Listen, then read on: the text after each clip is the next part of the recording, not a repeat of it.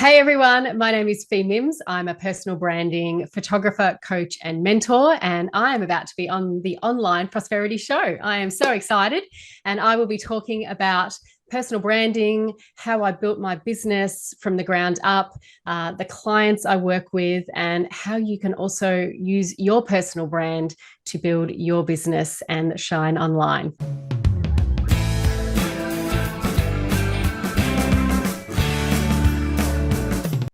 Hey there, online prosperity enthusiasts. Welcome to yet another exciting episode of the Online Prosperity Show, where we dive deep into the stories and strategies of incredible individuals shaping our digital landscape. I'm your host, Prosper Taruvinga, and today we're about to embark on a journey unlike any other with the phenomenal Fi Mims. Now, Fi, how are you doing today? I am doing great, Prosper. To be in your energy is so awesome.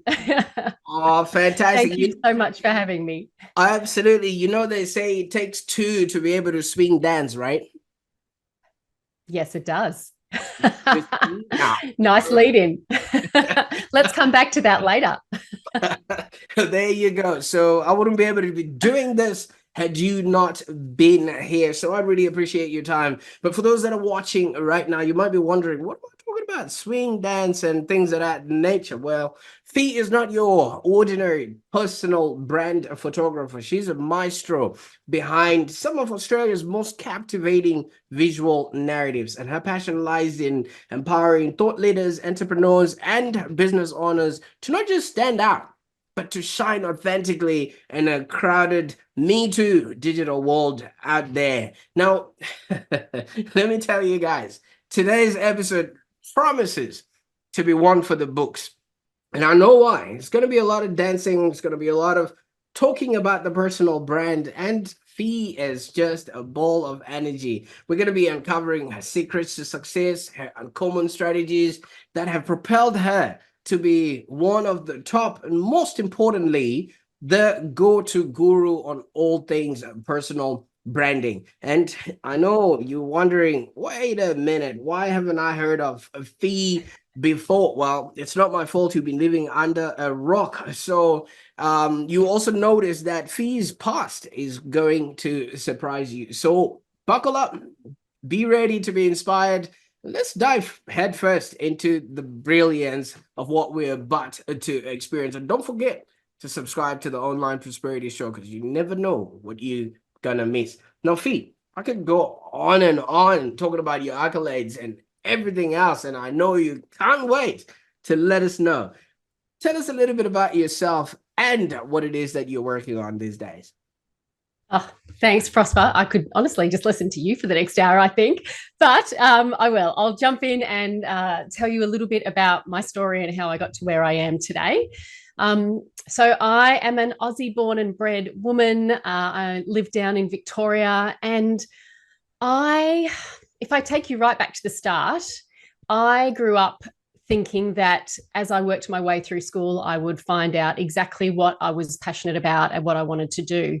But each time I got to that next level, to high school and then to university, I still found I wasn't passionate about anything and just really didn't know what direction to take my life in. So I did what a lot of sort of teenagers, early 20s did. I took myself off to London for 2 years and had some fun overseas.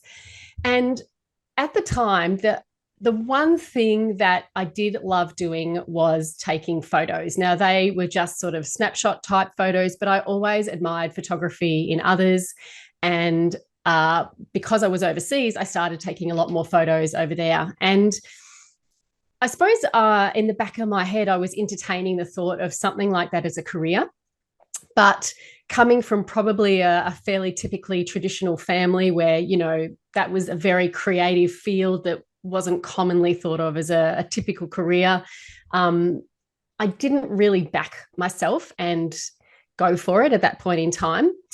But I did have a moment where, when I was in London, I took myself off to the National Portrait Gallery on my own for the day, and I looked up at these incredible large-scale close-up portraits of people that were on the wall in front of me. And for the first time in my life, I just got this real instinctive feeling in my gut that that was what I had to do. That was what I really wanted to do with my life.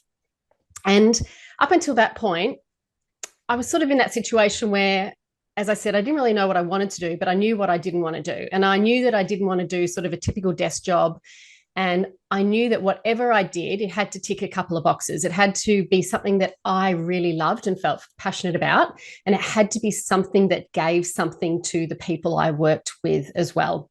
I also have small business parents. So I think, and I'm very independent. So I kind of had this feeling as well that I wanted to do something myself, like run my own business. So I went off to that portrait gallery that day. I got incredibly inspired. But it still took me quite a while to act on that impulse because I just wasn't backing myself. I just thought, who am I to think I could be a photographer?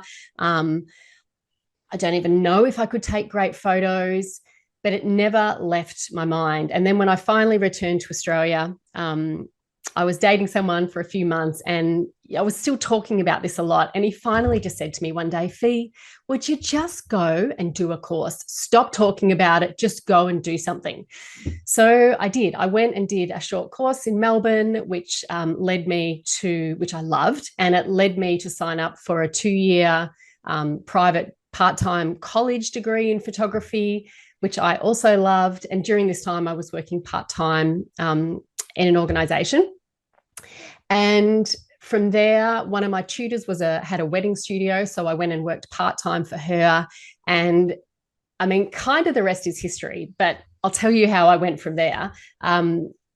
I started doing my own weddings and started my own wedding business. I did get to a point in the roads where I was ready to leave my corporate job and I had to make that big decision. Do I go and chase wedding photography and my own business, which, you know, everyone knows is hard work, or do I find another job in another organization? And I was newly engaged at the time, and my wonderful partner said to me, look, if you want to give photography a go, do it. I will support you in any way I can, which was amazing. So I went and started my own wedding photography business, which grew fairly quickly. And I was a wedding photographer for 10 years and I absolutely loved it. I loved my clients. I loved the work. I loved creating something that made people happy. I loved being in a job which was creative. And also one of my top values is growth. So it's running your own small business gives you so much opportunity for growth in every area. It never stops. So I did that for 10 years, loved it. And then I fell pregnant with twins and I went, okay, I don't know how this is going to go from now on because I'm working every weekend pretty much. So I made a very quick decision that I wanted to start transitioning my business to business photography. And took me about 3 to 5 years. So I transitioned slowly out of those weddings and into business photography. And at that point, that was probably about 10 years ago, a little bit more now. And I very quickly realized that I was passionate about photographing women in business. I think as a woman in business myself, by then I had experienced a lot of highs and lows, a lot of challenges. I had worked my butt off. I'd been through burnout. I had, been able to generate a successful business and revenue. And I think being able to help other women grow their business, which at the time was just through those personal branding images, really lit me up. So that, even though even today I still photograph men and I photograph a lot of corporate organizations as well, women is where my passion lies, and helping women build their online brand, their imagery, their content. So I continued with that and have grown that over the past 10 years, but about probably three to 4 years ago, I started thinking, you know what, I'm helping all these women and other people build their online brand through imagery, but I know that there's a lot more to personal branding than just having an online presence through images. And I knew that some of these women even though they'd had the photo shoot, they still lacked the confidence to show up online. They still weren't posting their photos enough or talking about their business. And obviously I was just, super passionate about personal branding. So whilst I was photographing all my clients, I was always learning about personal branding as well and developing my skills in that area. And I just had this real desire to step out from behind the camera and also help them build their brand in other ways. So about 3 years ago, I launched a membership for women in business where I help them show up online, or shine online, I call it. Help them build their personal brand and increase their confidence to show up more for their business, to get clear on what their brand looks like and what their messaging is. Which has been great. I still run that membership today. And then since then, I've also developed a program around personal branding. It's called Powerful Branding Bootcamp. And also a 6-month mastermind where I work with women in a very sort of bespoke, deep way to help them really build their business and brand. So to cut a long story pretty short, I started as a wedding photographer, but that passion has taken me to this path now where absolutely love what I do. I get to get up and photograph people and work with them in other ways and help them build their business in the way that I built mine, but hopefully taking a lot more shortcuts than what I did in my business. Absolutely. And thank you so much there, Fi. What a journey. What a journey. And there's two things that you mentioned or you repeated so much in your response there, and they go to the tune of back yourself. Now, how important is that, first of all, before we even jump into that, when you discover that something is what you want to do, to literally back yourself up, no matter what odds you might be facing? I think it's so crucial, Prosper. And when people ask me about that aspect of business and my career, I always think back to the early days when, I was a struggling photographer, a struggling small business owner. And, my husband has supported me in all the ways, but very kindly, he used to say to me, are you sure you want to work this hard? You could just go and get another job so easily and not have to do all these hours and work at night. But I never thought twice about doing something else because I knew that A, this made me extremely happy, but B, I just had that deep set belief that I would find my way out of all the hard work and the hours and be able to build that successful business. So obviously you have to back that up with action. You have to take action, right, to grow a successful business. But if you truly believe you're capable of something and that's where your passion lies and that's what you want to do and you have the ability to do it, I do say to people, absolutely back yourself and follow that. Don't listen to others. Absolutely. I quite like that. I really wanted us to preface with that because so many people think they're not being supported by maybe society or the people around them because they haven't supported themselves. So those loved ones don't know what to root for. And if you don't back yourself up, nobody else will. So kudos to you for having done that. But let's go back to the time when you were trying to discover and find yourself. Obviously, that would have happened at that National Gallery in London. So when you were taking photos in the UK there, were you taking photos of people or the architecture? Because London is so awash with so many nice buildings and so much is happening there. Yeah, it was more the architecture then because I don't think I had the confidence yet to go out and take photos of people. It was still very much probably an inner secret that I was holding within myself that I wanted to be a photographer. Yes, but I mean, as you just said, London is stunning in terms of its architecture. So I just took prolific amounts of photos. But then obviously coming back to Australia and starting the short course, that's when I started photographing people. And I was always very clear that it was people that I wanted to work with, not objects or architecture or commercial editorial stuff. Absolutely. You took the love of people to actually photographing their love journey, with weddings. What was appealing about weddings at that particular time? And you were single then, weren't you? Uh no, I was newly engaged and then married. So it was pretty early on in my starting my business. Yeah. So I sort of had been through all the wedding stuff as well, a couple of years into my business. I loved the ability to run my own show and design my business and what I did each week. But there's two things. I mean, I loved working with people, and and this comes back to branding, actually. I didn't even think about it as a personal brand at the time, but I had a very natural, relaxed way of working with people, and still do with my personal branding. And that brought me very natural, relaxed, lovely clients. So it's quite funny because almost every time I tell someone I was a wedding photographer, the first question I get asked is, oh my God, how many Nazi brides did you have to work with?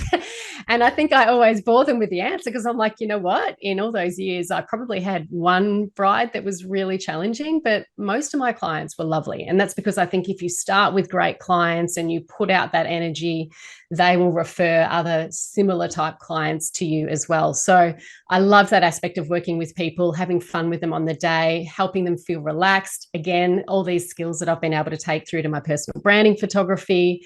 And I suppose the other thing was, I've always loved that this is a very creative job. And as a young person, I never felt creative.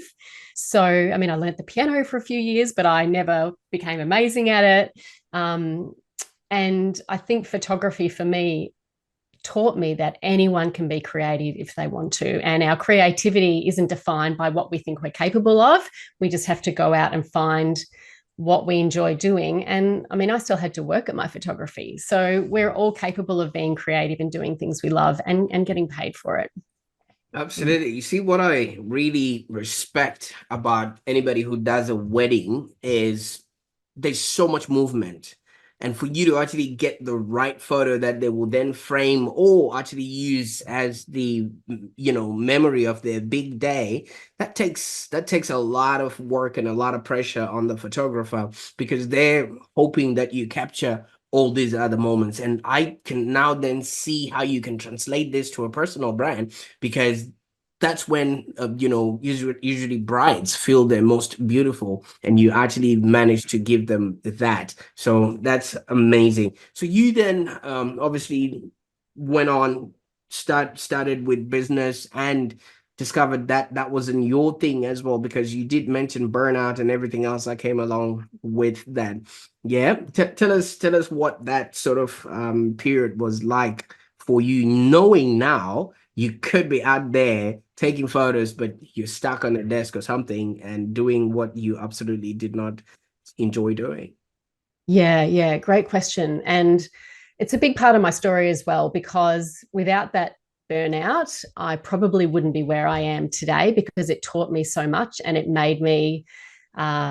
forced me to make some really big and important decisions in terms of the direction I took in my business. And that was probably back in about 2017, 2018, when my personal branding photography had really taken off. And I was just so booked out. I was doing so many shoots that it was just taking up all my time. And I was trying to outsource certain things, but I was still doing most of the work myself. I was bringing in good revenue, but I was also having to work very, very hard. And I honestly felt like I had no time outside of work. I felt like I was losing my friends, and, not spending enough time with my kids, all the typical burnout, all the typical burnout impacts, right? But I still loved what I was doing. So I knew I didn't want to change that, but I also knew, look, if I don't change something in the next year or two, I seriously am going to have to, do something else, which is unspeakable.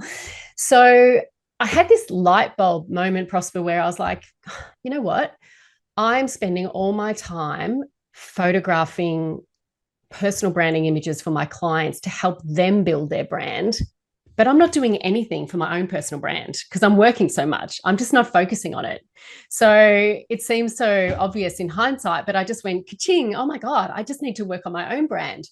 So I did. I literally went, right, I'm going to focus on my own brand. I got really clear on my niche, which it kind of was already women in business, but rather than just sort of living that, I was talking about it. I was creating that messaging. I got my own photos taken and started using them more, and started showing up as who I am online.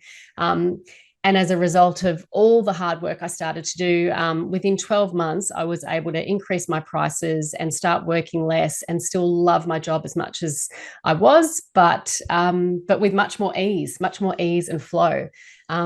So that was a really big turning point for me. And one thing I have done ever since that moment as well is really tried to grow my business by bringing good people in around me. So I do have a lot of support by an online business manager. I outsource a lot of my editing and retouching with my photography work. And that's one thing. I mean, I work with a lot of small business people now, mostly women. And one thing I find is there's a lot of fear around building your business and your team that way, because obviously there's a risk with the cash flow and the investment.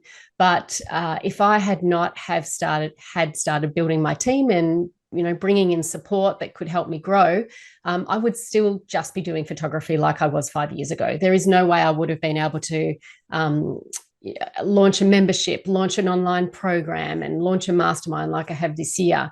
And one of the things I love encouraging small business owners to do is to start bringing in that extra support as soon as possible, because we all have so much expertise to share. And I find a lot of small business owners just aren't harnessing that and using it as much as they can in their business. And that additional support allows us that time to do what we're good at and to do what we love, instead of, so many small business owners are just stuck in that grunt work, doing the desk work, doing the admin, doing the books, when it is, quite easy now to start in a small way to build your team, and allow yourself to grow in new and different areas. Absolutely. From what you're saying, it's visually clear that you can't climb the ladder of success with your hands full. So if you can actually get other people who can do some of the jobs cheaper, better, faster, that will actually, create that big online presence for yourself. Now, obviously, from what I'm also hearing from you, building a brand is not just about the visuals anymore, right? It's literally about crafting a narrative that resonates, because when you notice, wait a minute, I'm not showing up, even though I'm the person behind the camera, but people need to know who they're going to be dealing with, because it's a whole different way when you're dealing with somebody's personal brand, because you're going to be delivering who they're becoming. And that's a bit scary for a lot of people, because who they are right now is who they think they should be. So how is it that you infuse all of this authenticity into every shot? Because it's not easy for people to future project, but yet you are able to do that for them, because pictures are not for where they are today, they're for who they're becoming.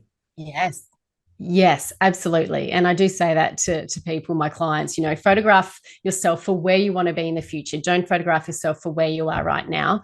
But yeah, sometimes coming up with that vision and believing in it is hard for people. At the heart of your personal brand is really your purpose in business. So my first question I ask people when we do the work is, what is it that excites you about your job? What is it that would make you get up and do what you do, even if you weren't getting paid? So for me, it's not necessarily photography, although that's one of my vehicles of my job. It's working with business owners, working with women, and bringing, growing their confidence. So what is it that each person loves about their job? Because if you start with that passion and let that drive you and make your decisions, that is what you will, that's the journey you will also take your audience on. So for me, my messaging is all about, I want to help you grow your business so that it's successful and gives you the lifestyle that you want to live. And the women that are aligned with that, they're going to be attracted to me because they want that for themselves as well. So really aligning your message with your ideal client is super important. And that comes back to, what's your purpose? What's your great mission that you're trying to achieve here? And then we also talk about things like, your values. What do you value? And how can you talk about that through your messaging? Because I might be getting a bit off tangent here, but one thing I'm talking about a lot this year is the importance of authenticity, which you mentioned, and connection. We are so oversaturated now that in order to attract our ideal clients, we're having to take those extra steps to really show up and connect with them in a personal way, because people aren't going to decide to work with us because they love the features of our products or our products themselves. It's the person behind the product that they are going to buy, because there's 50, 500 other brand photographers in Melbourne. So why would someone choose me over someone else? Yes, we all have different styles, but there's a lot of great branding photographers out there. As a personal brand, we really need to try and stand out from others in our industry, and talk in a way that's going to resonate with our ideal clients. So that, I think, is really important. And authenticity is being talked about a lot right now, but to me, authenticity is just about not comparing yourself to everyone else out there and trying to do what they're doing, but really staying in your own lane. And that definitely is something that helped me when I made that decision and started working on my own brand. I have been through all the imposter syndrome effects, and, comparing myself to others, and who am I to raise my prices? Who am I to say I'm a great branding photographer? It was such a journey for me to work through all those issues, but I did. And one of the best things I started doing was to stop looking at everyone else around me, and instead just go, Fi, focus on what you love doing, focus on your own business, focus on your clients. And that really helped build my confidence. And it also brought more people to me, because I find when women and men, when we focus on others around us, it just stops us in our tracks. It makes us stop. It makes us procrastinate. It makes us get a little bit fearful of showing up online ourselves, because we're always thinking, well, I should be better, smarter, faster, good looking, all the things, right? We're so judged by everyone else we see online, or we feel like we are. So authenticity is just about being you, And one of the things we work on with your personal brand as well is your brand personality. So as personal brands, that generally is reflective of us. And I usually say to people, if your brand was a personality, or even if it's you, how would your friends describe you? How do you want people to describe your brand? Do you want to be seen as, like you'd be energetic, Prosper, right? Energetic and exciting and smart and intelligent. There are others that want to be seen as prestigious and luxurious and high end. And then there's others that want to just be really relatable and relaxed. For example, if you're marketing to stay-at-home mums, it's got to be authentic and true to you, but it also has to relate to your ideal audience. So that's a really important thing as well. There are obviously a lot of other things around personal branding that sort of help us really nail that. But when we get our purpose right and our ideal client right, and work on that in our messaging, that is like what you absolutely need as those foundational steps to really build your business. Absolutely. Have you ever noticed, Fi, that usually the horses that win the Melbourne Cup are the ones with the blinkers on? They're just focused on the price. And all the other ones that don't have blinkers, have you ever seen them just being all over the place and nobody That's a perfect analogy. Yeah. Absolutely. Now, you've dedicated yourself to helping women in business, and I find that truly commendable, because you're not somebody who just picked up a camera and you thought, wait a minute, I could just start taking photos. You literally took yourself on a journey and went into self-discovery mode, and now have come down to know how you want to help, especially women with their personal brand. Now, can you maybe walk us through, first of all, the philosophy behind Shine, your membership community, and how it's transforming lives? Because from what you're saying, everybody is focused on exactly who they're going to be until they shine.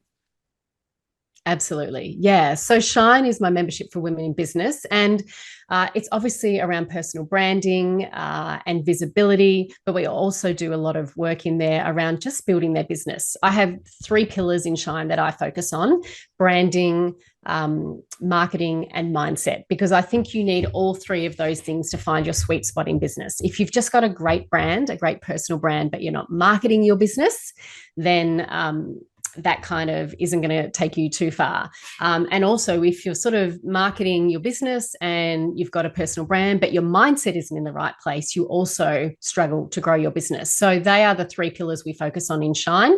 And each month we have different guest speakers come in and talk on different topics, everything from social media to SEO to mindset, obviously, different marketing things, how to write for your business, how to overcome all those mindset issues we face.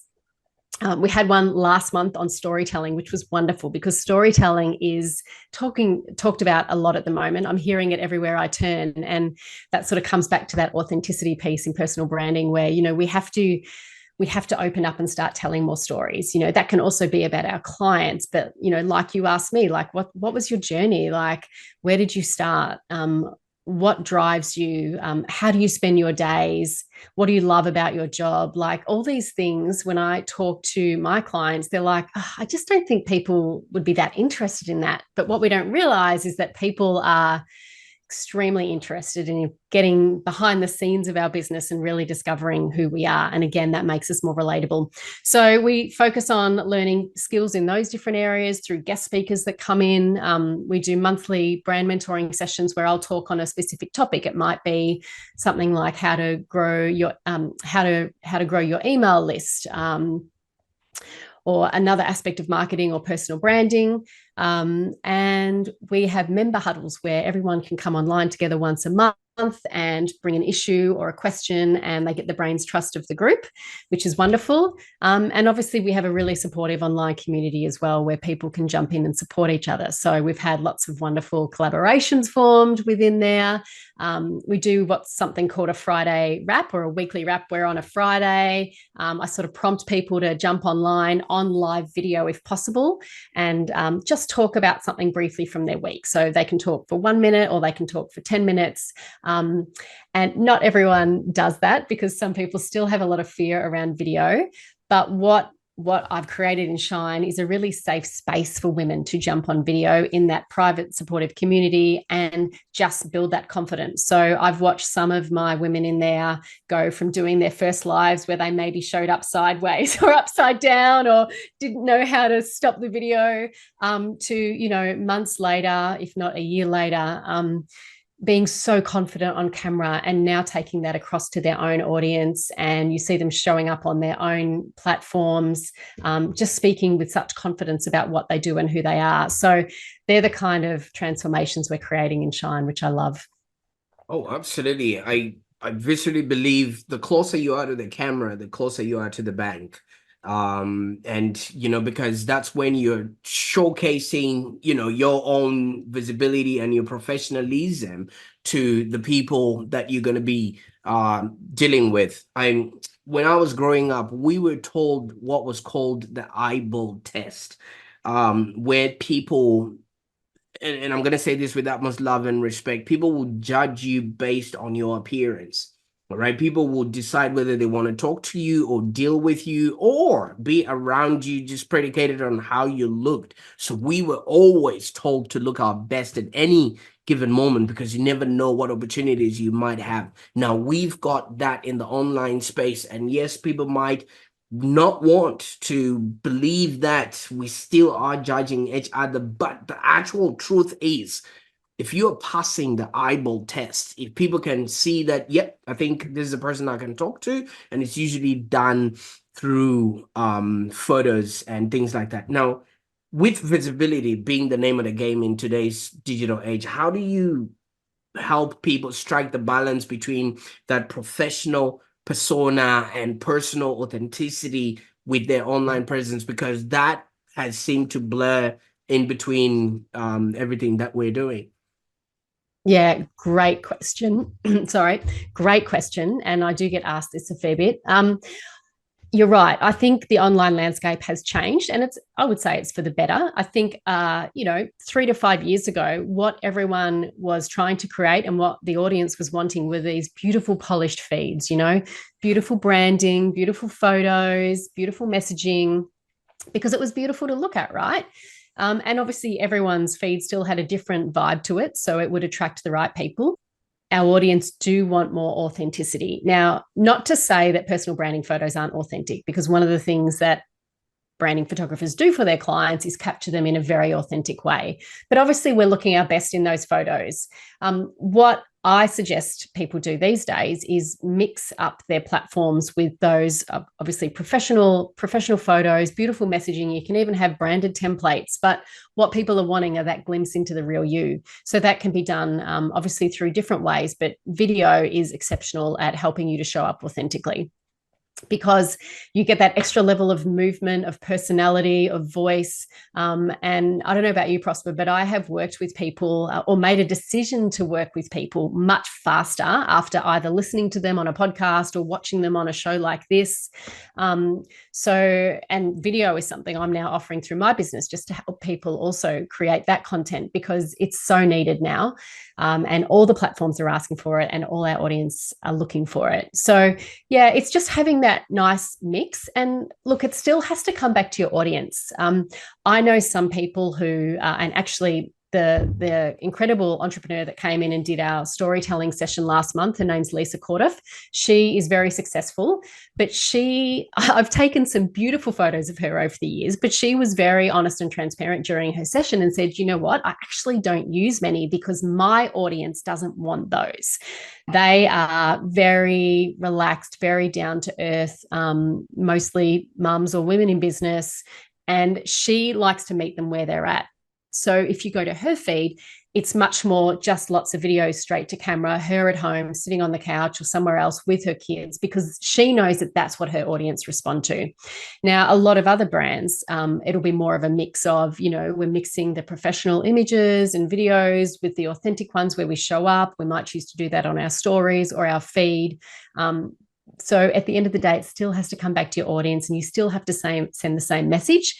And for some clients, being authentic might be showing up in a dressing gown, right?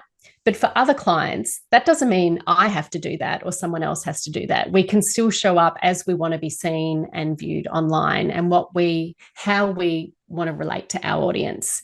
And, one person might want to jump online and, have a cry with their audience and share something really challenging they're going through, whereas someone else may not want to do that. They'll still share things with their audience, but how deep you want to go and how much you want to share and how real you want to get totally depends on who we are, and we get to make those decisions. So I'm always quite careful to say to people, being authentic doesn't mean airing out all your dirty laundry or showing up, in your dressing gown with your hair wet.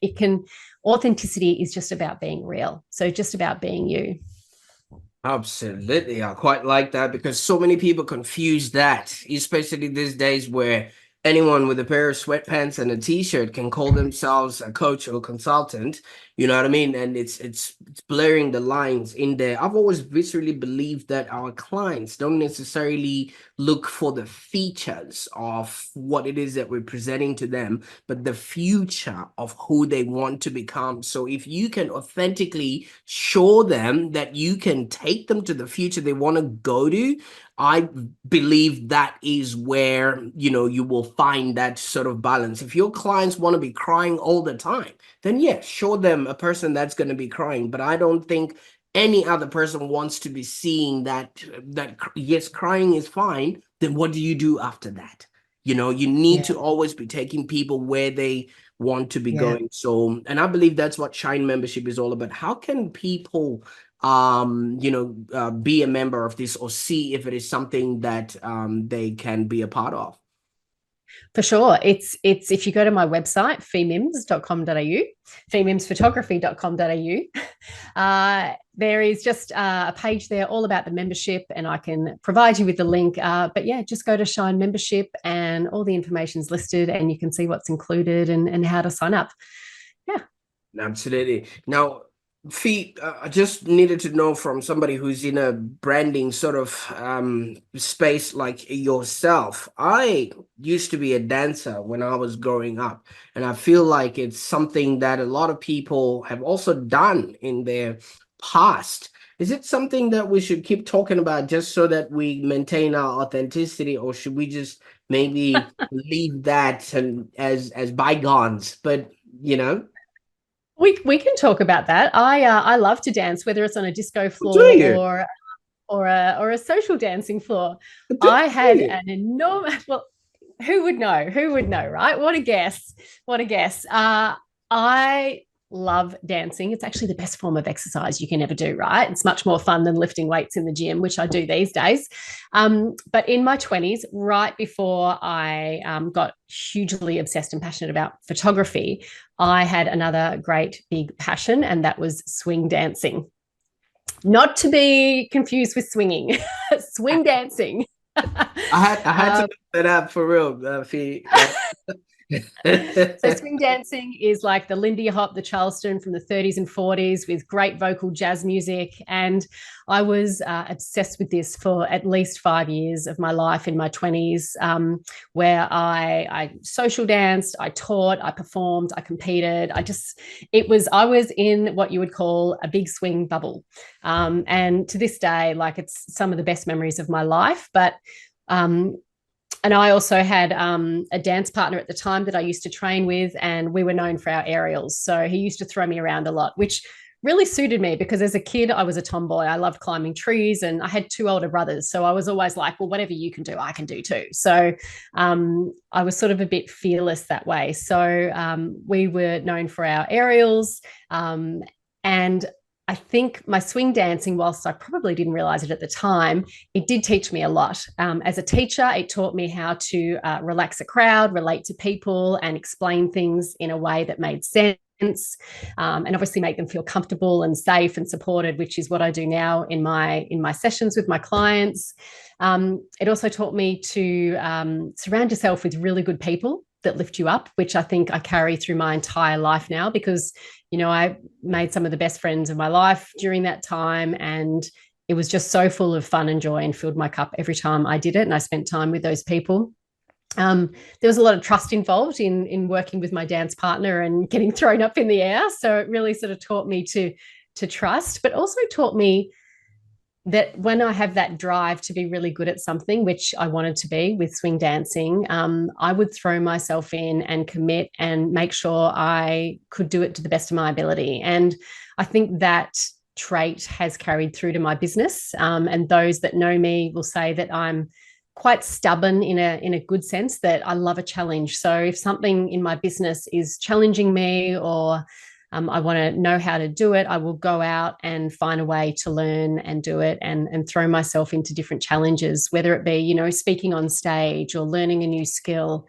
And it comes back to what I think I said earlier, that growth is one of my big values that I love to chase down. So anything that allows me to grow as a person, to develop, I really love. So swing dancing was probably my first passion that I really use those traits through. Yeah. And I haven't done it for a while now, but I plan to get back on that dance floor soon.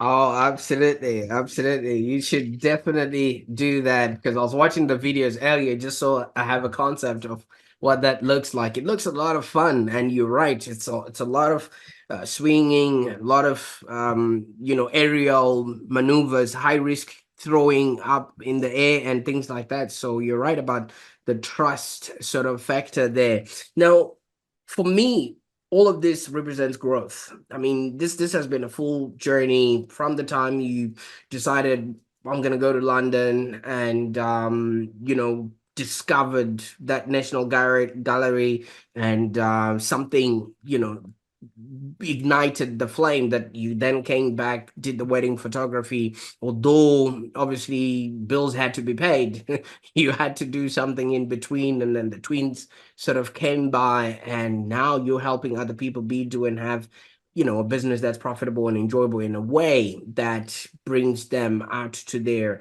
own audience. Now, if you had a time to reflect on your journey, just skip the part where you just got excited about the swing dancing, but to the time when you were standing in front of that gallery in London and you saw those portraits, and it was a vivid, imagery of somebody's personal brand that has been carried 500 years later. What sort of advice would you give to that young Fi who was just standing there enamored by that captive moment there, and you were not knowing what your life was going to be like Mm, 20 years after or so.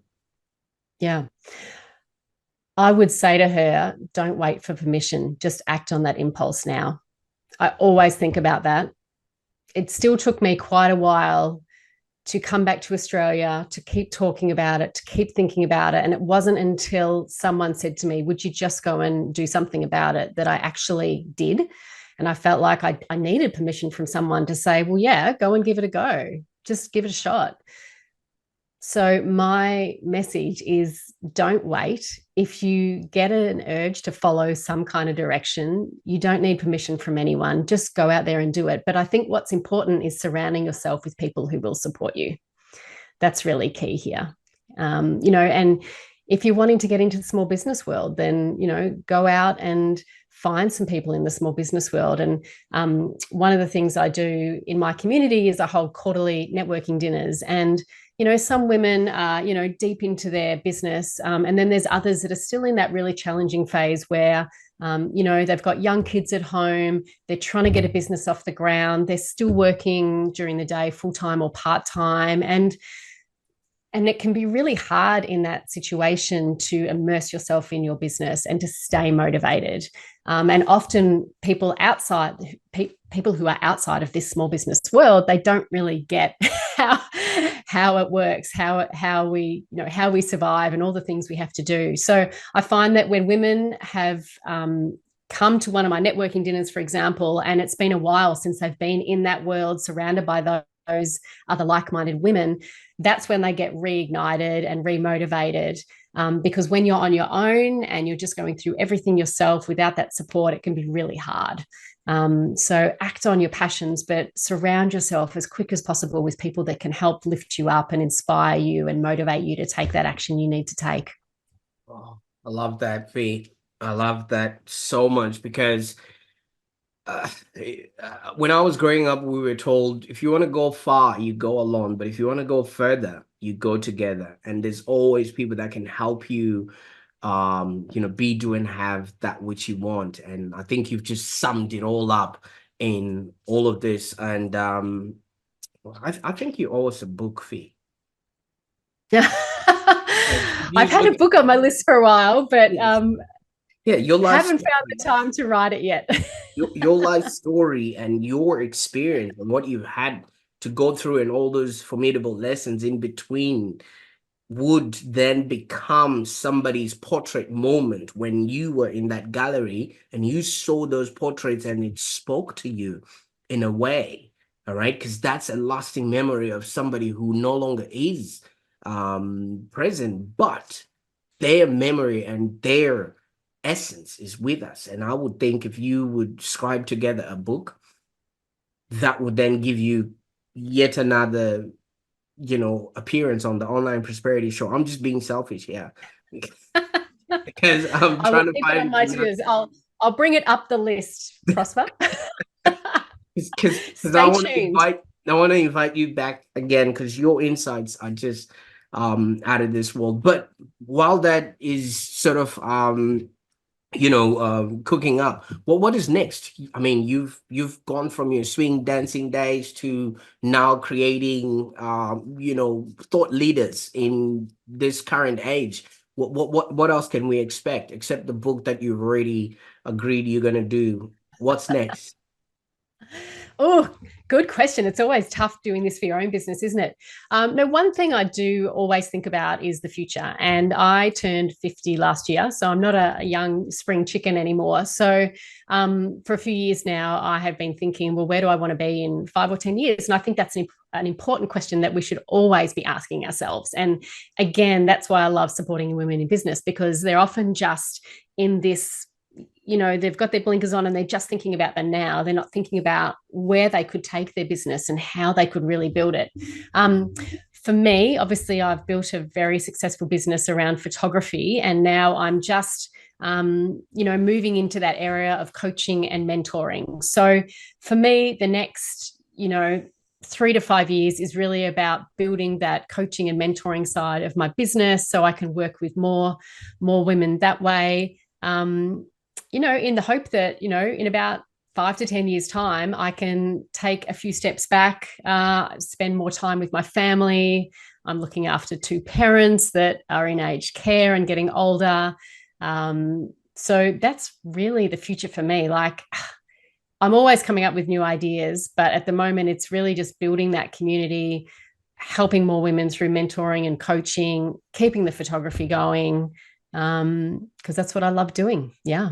But I just always think, well, what do I want my life to look like, and how can my job keep supporting me through that? So that's sort of where I'm headed in the next 5 to 10 years. Absolutely. And that's beautiful. And I hope you're documenting the journey of those parents because one day it will be a good story to tell. I am. Yes, you're right. Yes. Absolutely. Well, folks, there you have it. A whirlwind of insights, inspiration, and a dash of swing dancing nostalgia with the incredible Fi Mims. But hey, the journey doesn't end here. If you're hungry for more wisdom, laughter, and a sprinkle of digital magic, be sure to watch this episode. And while you're there, hit that subscribe button because you never know what insights you would have missed out while you were scrolling past to see if we've got a video of Fee swing dancing. I'm afraid we haven't been, our budget for this show did not allow us to air that today, but she promised to come back as soon as her book is written. So I think by then we would have enough to cover for that. Now, Fee, I can't thank you enough for the time and the little dance that we had today on the show. Thank you so much for having me, Prosper. It's been really fun, and I've loved your questions. It's really made me dig into different aspects of my life and career, which is always exciting. Even I come up with new stuff every time. Absolutely. Well, thank you so much. I will make sure that the links to the Shine group is on the show notes there so that people can actually join your community. So until next time, keep shining bright, keep telling your story, and remember, your brand is your beacon in this digital wilderness that we are all in. This has been Prosper. I'm gonna start learning how to swing dance because maybe one day I'll also have a good story to tell on the online prosperity show. Bye for now.